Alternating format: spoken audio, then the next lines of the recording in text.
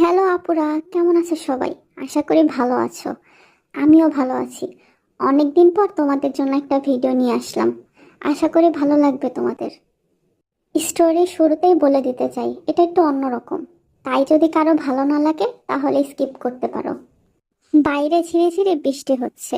পরিবেশ দেখেই বোঝা যাচ্ছে কিছুক্ষণ আগে পরিবেশের উপর দিয়ে যে কি ঝড়টাই না গেছে। একটা রুমের ভেতরে একটা যুবক আর যুবতী শুয়ে রয়েছে। তাদের জামা কাপড় আশেপাশে ছড়ানো ছিটানো আছে। আর পাশে পড়ে রয়েছে ব্যবহৃত প্রোটেকশন। দেখেই বোঝা যাচ্ছে এই রুমে এতক্ষণ কি হয়েছে। মেয়েটা উঠে নিজের জামা কাপড় পরে নেয়। ছেলেটাও উঠে বসে। তবে তাদের মধ্যে কোনো কথা হয় না। কিছু সময় পর সুগা নিজের কাজের জায়গায় এসেছে। সুগা একটা গ্লোসারি শপে কাজ করে। সে নিজের কামাই করা টাকা দিয়ে নিজের পড়ালেখা চালায়। সুগার বাবা মা কেউ বেঁচে নেই। সে এতিমখানায় বড় হয়েছে। এখন একমাত্র আপন বলতে আছে তার বেস্ট ফ্রেন্ড। সুগা যখন এইসব চিন্তা করছিল তখনই সেখানে উপস্থিত হয় তার আপন সেই বেস্ট ফ্রেন্ড। সুগার আপন বেস্ট ফ্রেন্ড এসেই সুগাকে জাপটে জড়িয়ে ধরে কান্না শুরু করে দিয়েছে। সুগা তা হাম্মুখ হয়ে গেছে। কান্না কেন করছে? তাই সুগা পাশে নিয়ে জিজ্ঞাসা করলো, কি রে জাংকুক, তোর কি হয়েছে? তুই কাঁদছিস কেন? আগে না তুই বলতি মেয়েরা কাঁদে ছেলেরা কাঁদে না, এখন তো তুই কাঁদছিস। জাঙ্কুক তবুও নিজের মুখে কান্না কান্না ভাব রেখেই বলল, দোস্ত, আমার সর্বনাশ হয়ে গেছে। কেন, কি হয়েছে আবার তোর? কেউ কি আবার তোর ধর্ষণ টর্ষণ করে দেয়নি তো? আর যাই হোক ভাই, তুই তো আবার ভার্জিন মানুষ। দোস্ত, আমি পড়ছি সমস্যায় আর তুই এই অবস্থায় আমার সাথে মজা করছিস। আচ্ছা আচ্ছা ঠিক আছে, মজা করবো না, এবার বল কি হয়েছে, না বললে বুঝবো কি করে। দোস্ত সুগা, আমি আমার মূল্যবান জিনিস হারিয়ে ফেলেছি। অ্যাঁ, তুই আবার কি মূল্যবান জিনিস হারালি? তুই আবার তোর ওটা হারিয়ে ফেলিসনি তো? কই দেখা দেখি দেখি। এই কথা বলেই সুগা জাংকুকের প্যান্টের চেইনের দিকে হাত বাড়ায়। সুগার কাণ্ড দেখে জাংকুক তড়িৎ গতিতে সরে গিয়ে নিজের প্যান্টের উপর হাত দিয়ে চেপে রাখে যাতে সুগা হাত দিতে না পারে। জাংকুকের এই কাণ্ড দেখে সুগা তো হাসতে হাসতে শেষ। সুগাকে হাসতে দেখে জাংকুক বলল, দোস্ত, আমি দুঃখে আছি আর তুই কিনা হাসছিস। সুগা হাসি থামিয়ে বলল, আচ্ছা ঠিক আছে, হাসবো না, এবার তুই বল তুই কি হারিয়েছিস। জাংকুক মুখ কাচুমাচু করে বলল, ভার্জিনিটি। সুগা জাংকুকের কথা শুনে অবাকের চরম পর্যায়ে চলে গেছে। কি বলে তার বন্ধু? সুগা একবার নিজের কান পরিষ্কার করে জাংকুকের উদ্দেশ্যে বলল, কি বললি তুই, কি হারিয়েছিস তুই? এইবার জাংকুক সুগাকে ধাক্কা দিয়ে বলল, আরে দোস্ত, মজা করিস না, ক্লিয়ারলি শোন, আমি আমার ভার্জিনিটি হারাইছি। কি? তার মানে কি আই ম্যাম রাজি হয়ে গেছে? তোদের রিলেশন শুরুও হয়ে গেছে? দোস্ত, তুই আবার প্রথম দিন ডেটে যাই সক্কা মারিস নাই তো? সুগা এতক্ষণ মজা করলেও হঠাৎ করে খেয়াল করে দেখলো জাংকুকের মুখখানা কালো হয়ে গেছে। এইবার সুগা বলল, আচ্ছা ঠিক আছে, আর মজা করব না, এবার পুরো ঘটনা আমাকে খুলে বল, কি কি হয়েছে। সুগা আর জাংকুক দুজনই আমেরিকার একটা স্বনামধন্য প্রতিষ্ঠানে পড়ালেখা করে। এই ক্ষেত্রে সুগার পড়াশোনার খরচ জাংকুকই দেয়। জাংকুকের বাবা আমেরিকার একজন বড় বিজনেসম্যান। তাই জাংকুক যখন আরএম এর কাছে গিয়ে সুগার পড়াশোনার খরচের আবদার করলো, আরএম এক কথায় রাজি হয়ে গেছে। আরএম চায় তার ছেলে সবসময় হাসি খুশি থাকুক। তার জন্য যদি তাকে সবকিছু করতে হয় সে তাই করবে। জাংকুকের মা অনেক ছোটবেলায় মারা গিয়েছে। আরএম সাহেব আর বিয়ে করেননি। জাংকুক মেয়েদের কাছেই বড় হয়েছে।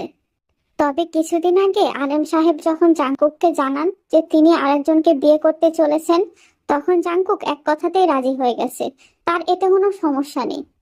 এইবার আসি আজকে সকালের ঘটনায়। প্রতিদিনের মতো জাংকুক আজকেও রেডি হয়ে কলেজে গিয়েছে।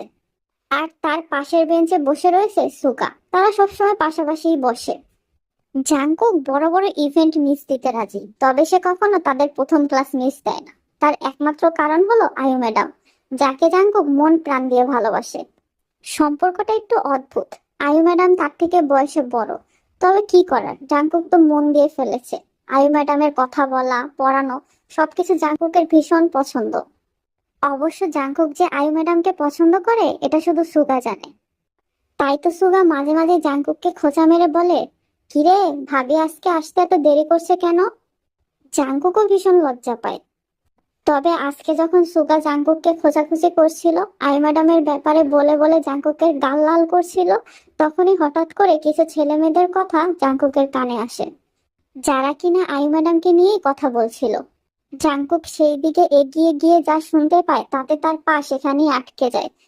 ছেলে মেয়েগুলো বলা বলে করছিল আই ম্যাডামের নাকি আগে থেকে একটা বিএফ আছে, তার সাথে নাকি অনেক বছরের সম্পর্ক, সামনে নাকি বিয়েও হবে।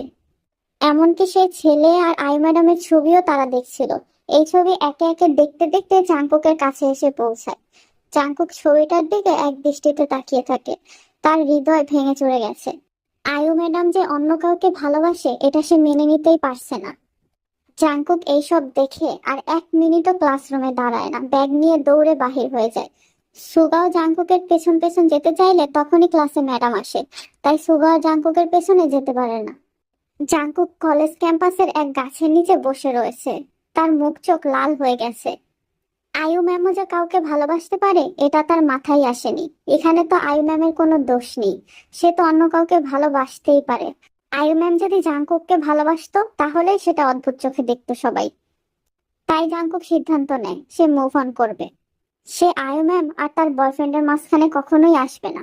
জাঙ্কুক যখন বসে বসে এসবই ভাবছিল, তখন তার আরেক বন্ধু কাই এসে তার পাশে বসে। কাই ছেলেটা একটু প্লে বয় টাইপের, তাই জাঙ্কুক তার সাথে বেশি একটা কথা বলে না। কাই জাঙ্কুকের পিঠে দুইটা থাপ্পড় মেরে বলে উঠল, কিরে মামা, কি অবস্থা? মুখ কালো করে বসে আছিস কেন? তোর কি আবার গার্লফ্রেন্ডের সাথে ব্রেকআপ হয়ে গেছে? জাঙ্কুক মুখ কালো করে উত্তর দিল, না, আমার কোনো গার্লফ্রেন্ড নেই। আরে মামা, কি বলো সেগুলা? তোর কোনো গার্লফ্রেন্ড নাই? তোর মতো এমন একটা হ্যান্ডসাম ছেলের যদি কোনো গার্লফ্রেন্ড না থাকে তাইলে কি মানিজ্জত থাকে বলতো? চল মামা, আজকেই তোর একটা গার্লফ্রেন্ডের ব্যবস্থা করে দেই। জাঙ্কুক কায়ের কথাগুলো শুনলো, শুনে কিছুক্ষণ ভেবে হঠাৎ বলল, মানে আজকে তুমি কিভাবে আমাকে গার্লফ্রেন্ড ঠিক করে দিবা? আরে মামা, তুমি এই চিন্তা করো না, আজকে আমি ব্লাইন্ড ডেটে যাচ্ছি, সেখানে একটা মেয়েকে পটায় ফেলবো। ব্লাইন্ড ডেটে তো তুমি যাচ্ছ, তাহলে তুমি কি করে আমাকে গার্লফ্রেন্ড খুঁজে দিবে? আরে মামা, আমি তো একা যাচ্ছি না, আমার সাথে আমার বন্ধুরাও যাচ্ছে। ওখানে গেলেই তুমি সব দেখতে পাবে, চলো চলো। জাঙ্কুকও বেশি কিছু চিন্তা ভাবনা করলো না, কায়ের সাথে চলে গেল। একটা রেস্টুরেন্টে বসে আছে জাঙ্কুকরা। টেবিলে এক পাশে 5জন ছেলে আর এক পাশে 4জন মেয়ে বসে আছে। জাঙ্কুক বুঝতে পারছে না এখানে এখন কি হবে। এখানে এসে ঠিক করলো না ভুল করলো তাও সে বুঝতে পারছে না। জাঙ্কুক যখন ঠিক ভুলের হিসাব মিলাতে ব্যস্ত, তখনই দরজা দিয়ে ঢুকলো একজন মেয়ে। সেও কলেজ ড্রেস পরা, দেখেই বোঝা যাচ্ছে অন্য কোনো কলেজের স্টুডেন্ট। মেয়েটা এসে জাঙ্কুকের সামনাসামনি ফাঁকা চেয়ারটায় বসলো। এরই মধ্যে কাই বলে উঠলো, এইবার টস হবে, টসে যে যার ভাগ্যে পড়বে সে তার সাথে আজকে রুম ডেট করবে। এই কথা শুনে মনে হলো জাঙ্কুক আর সেই মেয়েটা আকাশ থেকে পড়লো। কেউ এমন করে গার্লফ্রেন্ড বাছাই করে এটা জাঙ্কুক প্রথমবার দেখলো। তাই জাঙ্কুক কাইকে উদ্দেশ্য করে বলল, ভাই এটা কি ধরনের কথা? আমার এখানে থাকা সম্ভব না, আমি বরং চলে যাই, তোরাই কর। না না মামা, সেটা তো বললে হবে না, তোমার জন্য কিন্তু আমি আর একজন মেয়েকে আনিয়েছি, এই কথা বললে তো আমাদের ডিল ক্যান্সেল হয়ে যায়। জাঙ্কুককে টেনে কাই চেয়ারে বসিয়ে দিল। এইবার শুরু হলো টস। সবার মতো জাঙ্কুকও একটা কাগজ উঠালো। সেখানেই জাঙ্কুক দেখলো সুন্দর করে তে লেখা। জাঙ্কুক জানেও না এই 5জন মেয়ের মধ্যে তে কার নাম। ছেলেগুলো যার যার হাতে যেই যেই চিরকুট আছে তারা সেগুলো নিয়ে নিজের গার্লফ্রেন্ডকে খুঁজে বের করছে। এরই মধ্যে কাই জাঙ্কুকের হাত থেকে চিরকুটটা টেনে নিয়ে গেল। কি রে মামা, দেখি দেখি তোর কি বাজলো। তে, মেয়েটা কিন্তু ভীষণ সুন্দর। এই মালটাকে আমার ভীষণ পছন্দ হয়েছিল, কিন্তু দেখ তোর কপালেই বাজলো। জাঙ্কুক কায়ের দেখিয়ে দেওয়া আঙ্গুলের দিকে তাকালো। সামনে তাকিয়ে দেখলো সেই শান্ত মেয়েটা, তার নামই নাকি তে। সবাই সবার গার্লফ্রেন্ড নিয়ে যে যার রুমে চলে যাচ্ছে। যাওয়ার আগে কাই জাঙ্কুকের কানে কানে বলল, দোস্ত, সেই মজা করিস, তোর জন্য শুভ কামনা রইল। এই কথা বলেই জাঙ্কুকের হাতে একটা প্রোটেকশনের প্যাকেট ঢুকিয়ে দিল। তারপর নিজের গার্লফ্রেন্ডকে নিয়ে রুমের দিকে চলে গেল। জাঙ্কুক আর তে দুজনেই দাঁড়িয়ে রয়েছে, কিছু বলছে না। হঠাৎ করে তে জাঙ্কুকের হাত টেনে ধরে রুমের দিকে হাঁটা তুললো। জাঙ্কুক তো অবাক, এই মেয়ে করছেটা কি। রুমে ঢুকে তে দরজাটা আটকে দিল। জাঙ্কুকের মুখ হা হয়ে গেছে। তের মতো এরকম শান্ত মেয়ে যে এরকম একটা কাজ করবে সেটা সে স্বপ্নেও ভাবতে পারেনি। অন্যদিকে তে জাঙ্কুকের সামনে দাঁড়িয়ে নিজের নখ করছে। তার ভীষণ নার্ভাস ফিল হচ্ছে। তে কখনো কোনো ছেলের সাথে বন্ধ ঘরের ভিতর থাকেনি। তে দেখলো জাঙ্কুক কিছু বলছে না, তাই সে নিজে থেকেই বলল, হাই, আমার নাম তে। আজকে আমরা দুজন ডেটের পার্টনার। কি? তুমি কি সিরিয়াস এই ডেট নিয়ে? জাঙ্কুকের প্রশ্নে তে মাথা নাড়িয়ে হ্যাঁ জানালো, আর মুখে বলল, এটা আমার জীবনে প্রথমবার। আমি আসলে ওসবের অনুভূতি নিতে চাই। আপনার কি আমাকে পছন্দ হয়নি? তের কথা জাঙ্কুকের মনে পড়লো, সে তো এসেছিলই মুভ অন করতে। তাই এখন আর জাঙ্কুকের কিছু ভাবা উচিত নয়। যেটা হচ্ছে সেটাই হতে দেওয়া উচিত। জাঙ্কুক তেকে উদ্দেশ্য করে বলল, তুমি পরে পস্তাবা না তো? আমাকে দোষারোপ করবে না তো? আবার একবার ভেবে দেখো। তে মাথা নাড়িয়ে না বোঝালো। সে জাঙ্কুকের সাথে ওসব করতে প্রস্তুত, তার কোনো সমস্যা নেই। তাই জাঙ্কুকও তেকে কোলে নিয়ে বিছানায় শুয়ে দিল। প্রথমবারের মতো তাদের দুজনার ঠোঁট দুজনকে স্পর্শ করলো। দুজনার সারা শরীর দুজনকে স্পর্শ করলো। দুজনের কাছে এটা নতুন অনুভূতি। জাঙ্কুক অবশ্য ঘনিষ্ঠ হওয়ার আগে তেকে বারবার জিজ্ঞাসা করেছিল যে সে রাজি কিনা। এর থেকে সে পজিটিভ সাইনই পেয়েছে। সেদিন তারা অনেক সুন্দর একটা মধুময় রাত কাটিয়েছে। সকালবেলা দুজনের মধ্যে আর কোনো কথা হয়নি। জাঙ্কুক অবশ্য তেকে বলেছিল বাসায় পৌঁছে দেবে, তবে তে না করে দিয়েছে।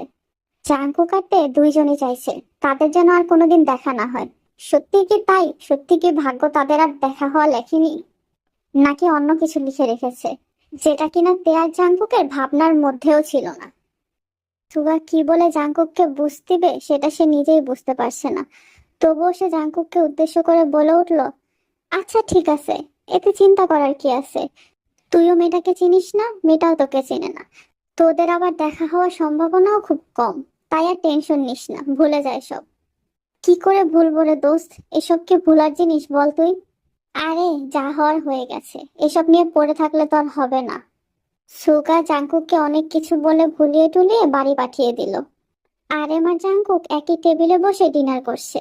তখনই আরেম জাঙ্কুককে উদ্দেশ্য করে বলে উঠল, জাঙ্কুক, তোমাকে বলেছিলাম না তোমার নতুন মায়ের কথা? হ্যাঁ বাবা, আমার মনে আছে। আসলে তোমার যদি কোনো সমস্যা না থাকে তাহলে তোমার নতুন মাকে এই বাড়িতে এনেই রাখবো। তোমার যদি কোনো অসুবিধা থাকে তাহলে তুমি না করে দিতে পারো।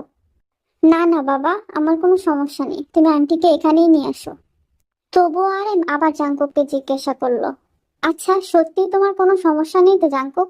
যদি থেকে থাকে তাহলে আমাকে বলতে পারো।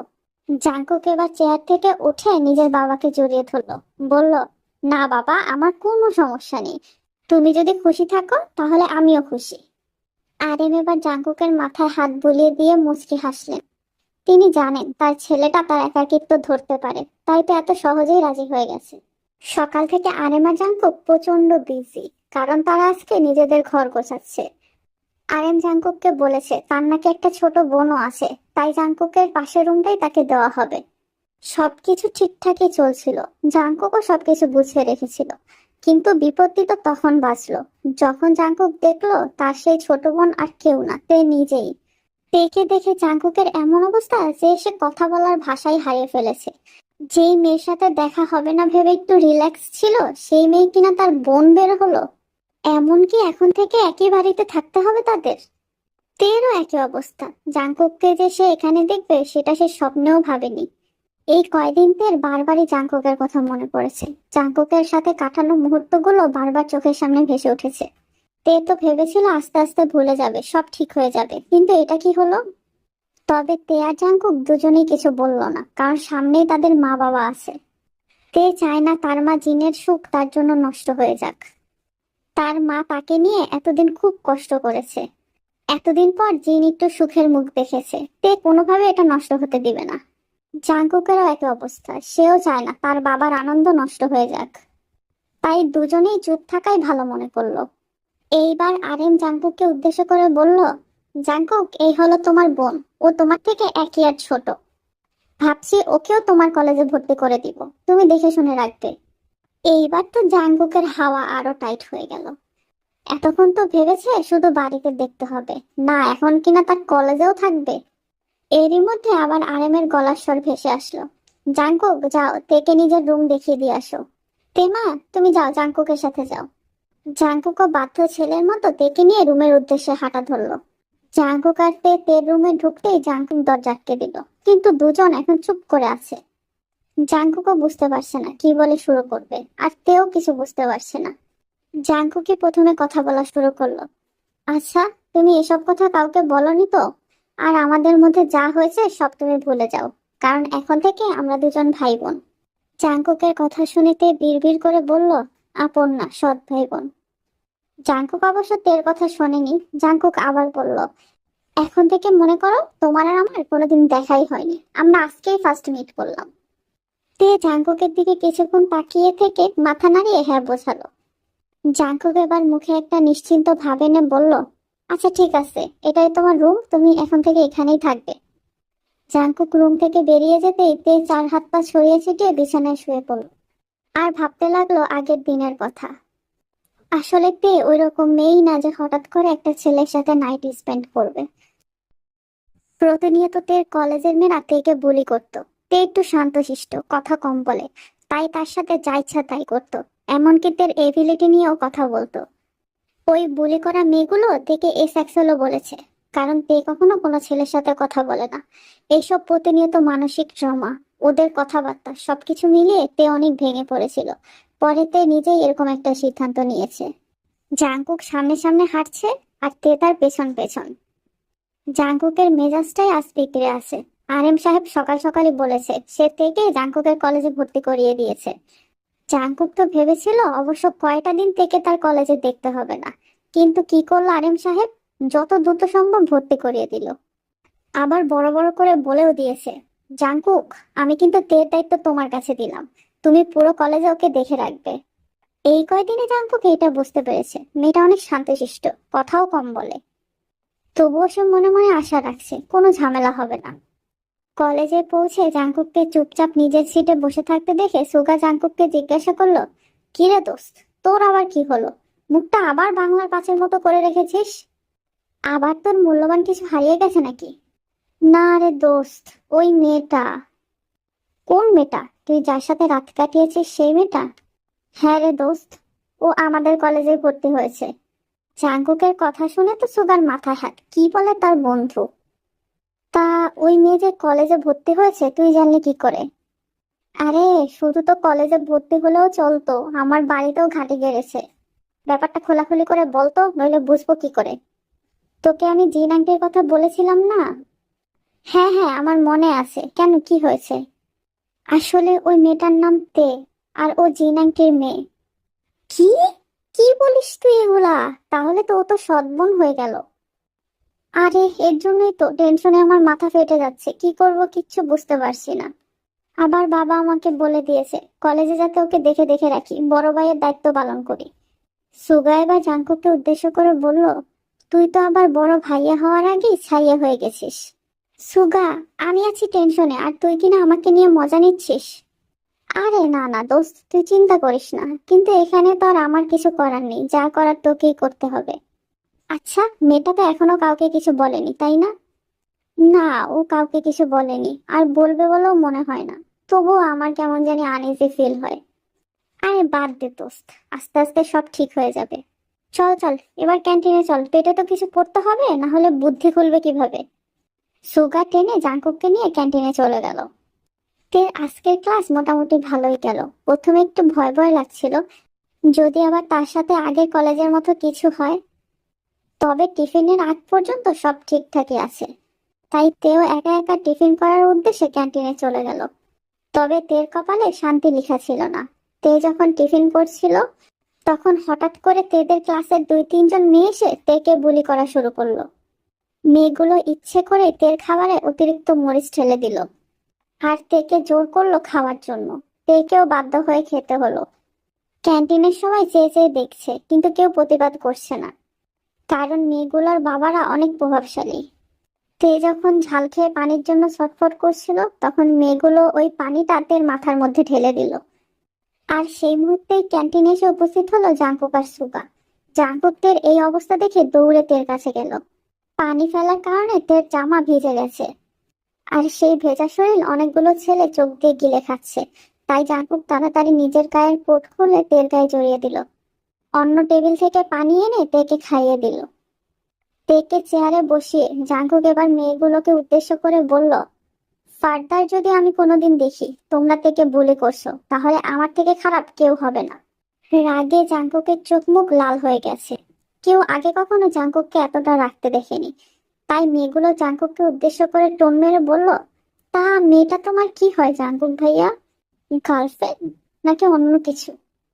অবশ্য এইসব লো ক্লাস মেয়েরা অন্য কিছু হওয়ারই অধিকার রাখে। ভিখারি কোথাকার। এইসব কথা শুনে তে কান্নাই করে যাচ্ছে। তখনই জাঙ্কুক মেয়েগুলোর উপর চিল্লিয়ে বলে উঠল, ও আমার বোন হয়, মনে রাখবে, ও আমার বোন। এই কথা বলে জাঙ্কুক তেকে নিয়ে সেখান থেকে চলে যায়। সুগাও জাঙ্কুক আর তের পেছন পেছন যায়। তবে সুগা এতক্ষণ কিছু না বুঝতে পারলো, এবার বুঝলো। এটাই সেই তে যার জন্য জাঙ্কুক এতক্ষণ টেনশন করছিল। জাঙ্কুকের ধমকা ধমকিতে মেয়েগুলো তো ভয় পেলই না, উল্টো আরো তের উপর রেগে গেল। তারা ভেবে রেখেছে আরো ভয়ঙ্কর ভাবে প্রতিশোধ নেবে। এইদিকে জাঙ্কুক থেকে বাড়ি পৌঁছে দিয়েছে। তের মন মেজাজ খারাপ, মুখটা ভার করে রেখেছে। রুমে এসে সেই যে দরজা আটকে দিয়েছে আর বের হয়নি। জাঙ্কুক আর ডিস্টার্ব করেনি, আরএম বা জিনকেও কিছু জানায়নি। রাত 12টা, আরএম আর জিন ঘুমিয়ে পড়েছে। জাঙ্কুক তের দরজার সামনে দাঁড়িয়ে আছে। নক করবে কিনা বুঝতে পারছে না, তবে মেয়েটাকে বোঝানো দরকার। জাঙ্কুক আস্তে আস্তে দরজা নক করলো। জাঙ্কুকের গলা পেয়ে তে দরজাটা খুলে দিল। জাঙ্কুক দরজা চাপিয়ে তে বিছানার উপর বসলো। তে এক পাশে বসা, জাঙ্কুক এক পাশে। জাঙ্কুকি তের উদ্দেশ্যে বলে উঠল, জীবনে চলার পথে এরকম অনেক কিছুই হয়, এগুলো যদি মনে রেখে তুমি বসে থাকো তাহলে তা আগাতে পারবে না। ওদের তো দেখিয়ে দিতে হবে তুমি দুর্বল না। ওরা ভেবেছে তুমি দুর্বল, তাই তোমাকে আঘাত করার সাহস পেয়েছে। আর মনে রেখো, এখন থেকে যদি কোনো সমস্যা হয় তাহলে তুমি নির্দ্বিধায় আমার কাছে আসতে পারো। এইবার জাঙ্কুক তের মুখে শুধু একটা কথাই শুনতে পেল, আমি কি একটু তোমাকে জড়িয়ে ধরতে পারি? জাঙ্কুক অবাক হলেও হাত বাড়িয়ে দিল। জাঙ্কুক বুঝতে পেরেছে মেয়েটা একটা বুক চাচ্ছে যেখানে সে নিশ্চিন্তে কাঁদতে পারবে। তে জাঙ্কুককে জড়িয়ে ধরে জোরে জোরে কান্না করছে। তের চোখের পানি নাকের পানিতে জাঙ্কুকের শার্ট ভিজে একাকার। জাঙ্কুক বুঝতে পেরেছে তের আগেও এরকম খারাপ পরিস্থিতির শিকার হয়েছে। সে আস্তে আস্তে তের মাথায় হাত বুলিয়ে দিচ্ছে। জাঙ্কুক তেকে বুঝিয়ে শুনিয়ে নিজের রুমে চলে গেল। তবে সেই রাতের পর তের ঘুম যে হারাম হয়ে গেল সেটার খবর কি আর জাঙ্কুক রেখেছে? তে আস্তে আস্তে জাঙ্কুককে নিজের মনে জায়গা দিয়ে ফেলেছে, কোনো বড় ভাই হিসেবে না, একজন প্রেমিক হিসেবে। তবে জাঙ্কুক জাঙ্কুক তের প্রতি কিছু অনুভব করে কিনা তা জাঙ্কুক নিজেই বোঝে না, কারণ সে তো এখন আয়ুমামের প্রেমে পাগল। তবে তেকে কেউ আঘাত করলে সেটা জাঙ্কুক মেনে নিতে পারে না। এইদিকে আরেম আবার তেকে পড়ানোর দায়িত্ব জাঙ্কুককে দিয়েছে। প্রতিদিন রাতে 1 ঘন্টা জাঙ্কুক তেকে পড়ায়।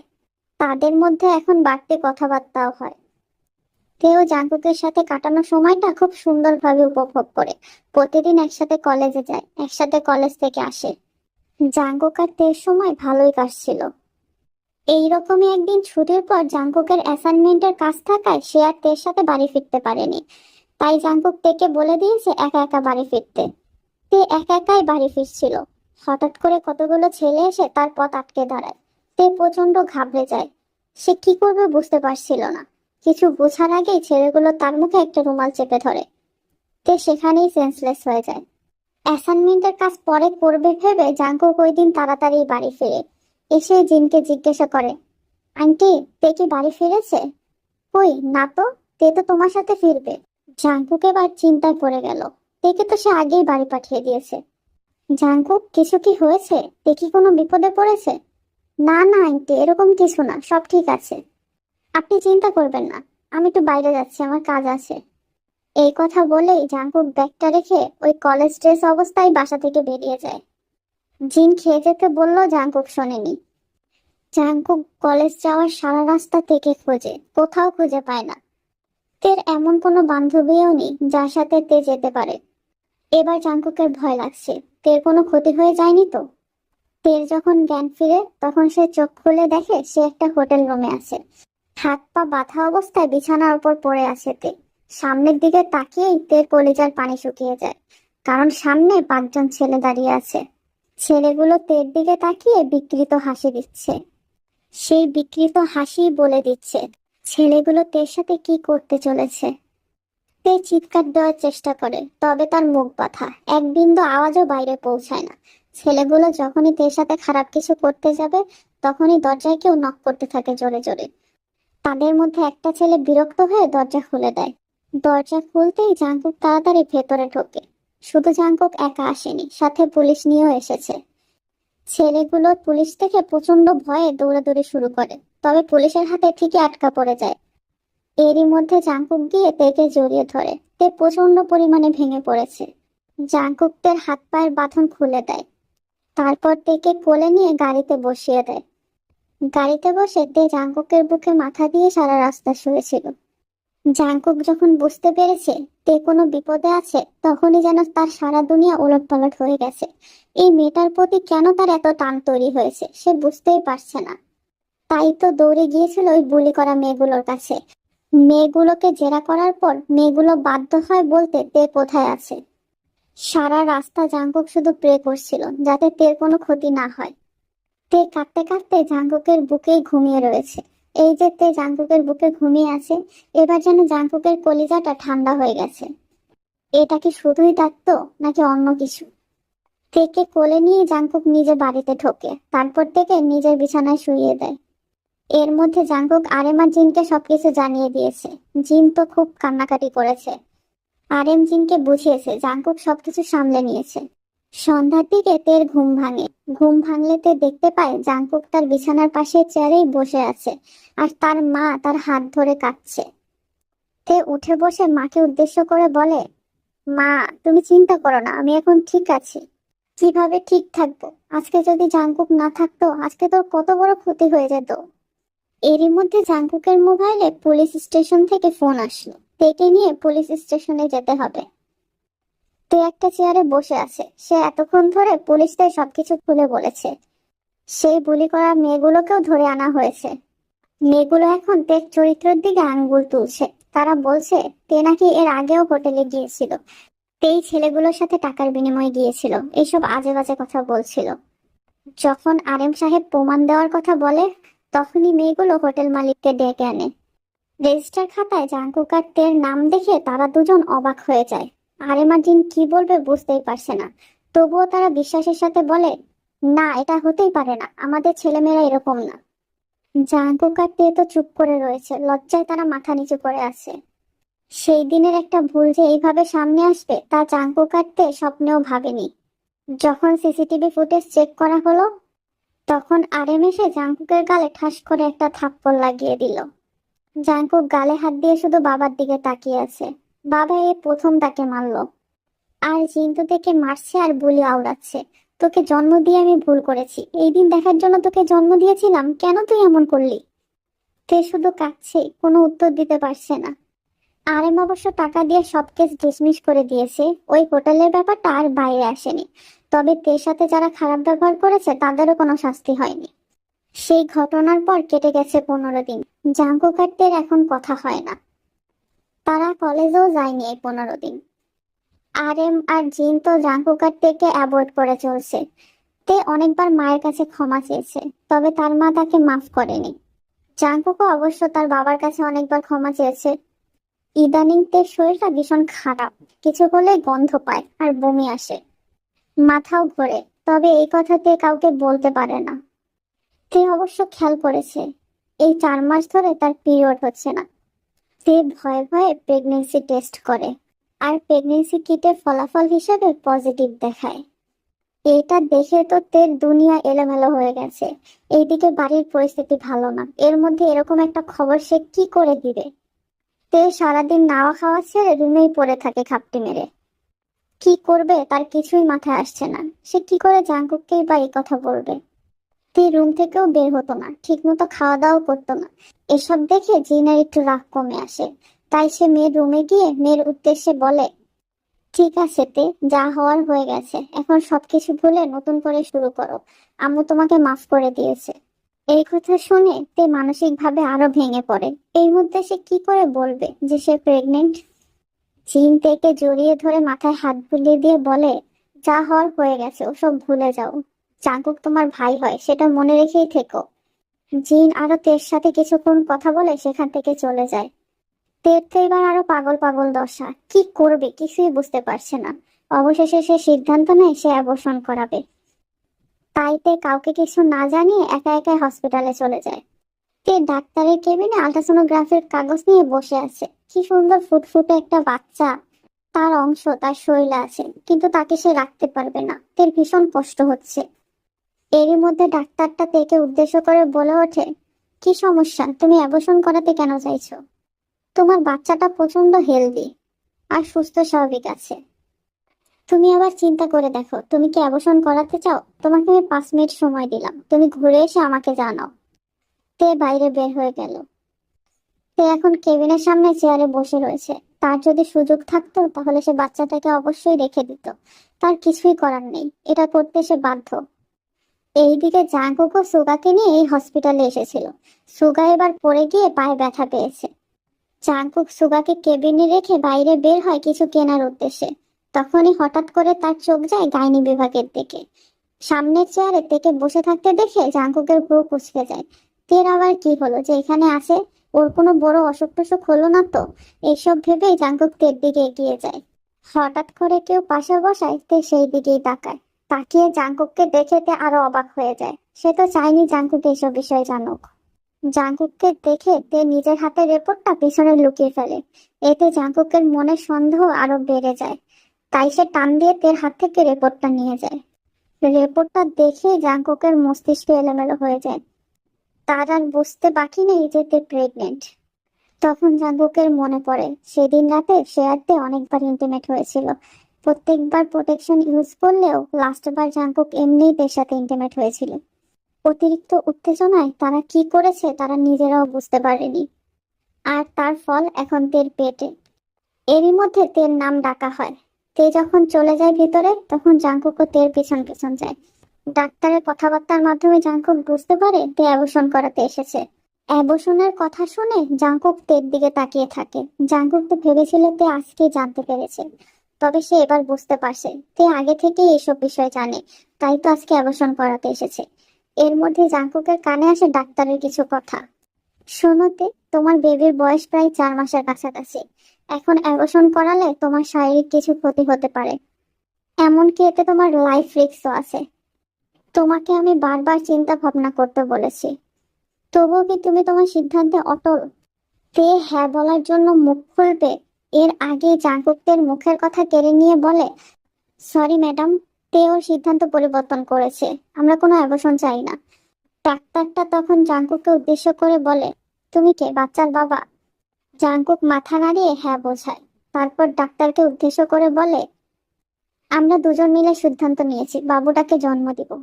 তারপর জাঙ্কুকদের হাত ধরে সেখান থেকে বেরিয়ে যায়। একটা ফাঁকা কেবিনে এনে তের হাত ছেড়ে দেয়।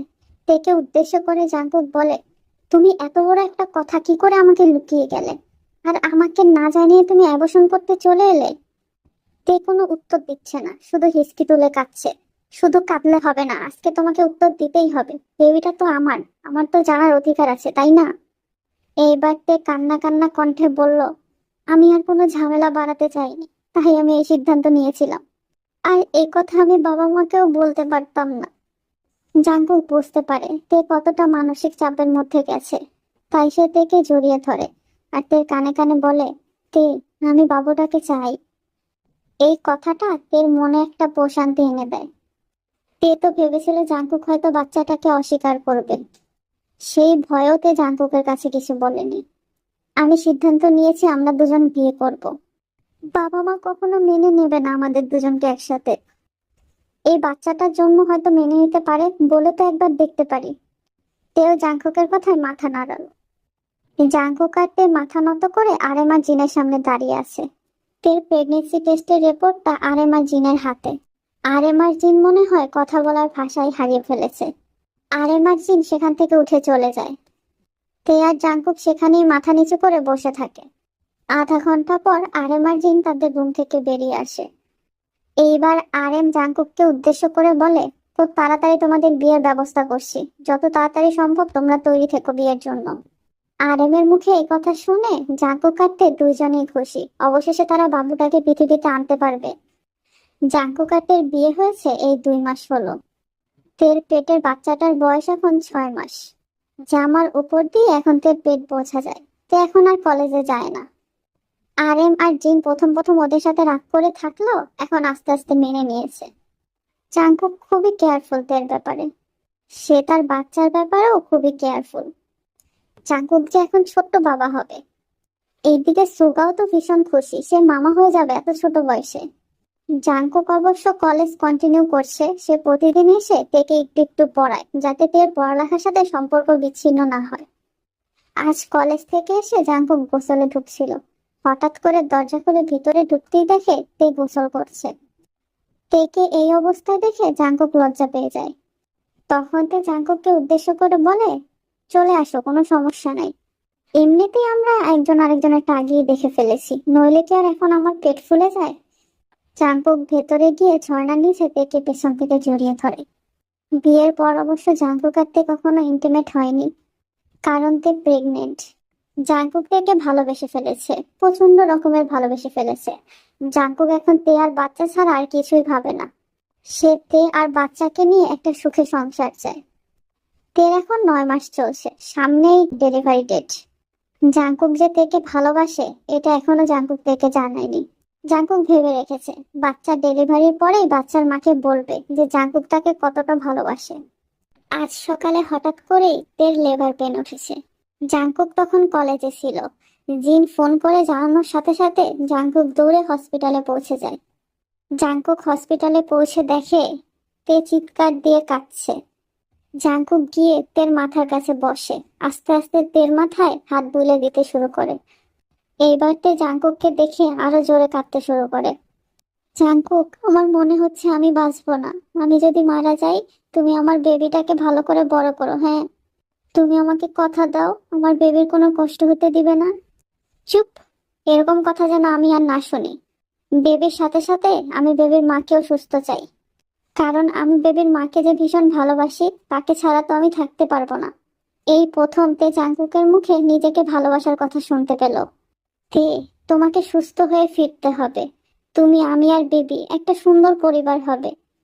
তে জাঙ্কুকের কথা শুনে মাথা নাড়ায়। এর মধ্যে আস্তে আস্তে তে সেন্সলেস হয়ে যায়। তের একটা ফুটফুটে ছেলে সন্তান হয়েছে। জাঙ্কুক আর তে মিলে ছেলের নাম রেখেছে টেকুক। এখন টেকুকের বয়স 2 বছর। সে কথা বলে সারাদিন সবার মাথা খারাপ করে দেয়। তবে এই এলোমেলো কথাগুলোই সবার আনন্দের কারণ। তে বারান্দায় দাঁড়িয়ে কফি খাচ্ছে। সারাদিন ছেলেটার পিছনে ছুটতে ছুটতে সে সময়ই পায় না। তখনই জাঙ্কুক এসে তেকে পেছন থেকে জড়িয়ে ধরলো। তে মিষ্টি হেসে বলল, আমার সাহেবের আবার কি হয়েছে? কিছু না, তোমাকে ভীষণ মিস করছিলাম। আমি তো সবসময় তোমার সাথেই থাকি, মিস করার কি আছে? তবুও বউ, ভালোবাসি জান, খুব ভালোবাসি। আমিও তোমাকে ভালোবাসি জাঙ্কুক, খুব ভালোবাসি। সবসময় এভাবেই আমার পাশে থেকো।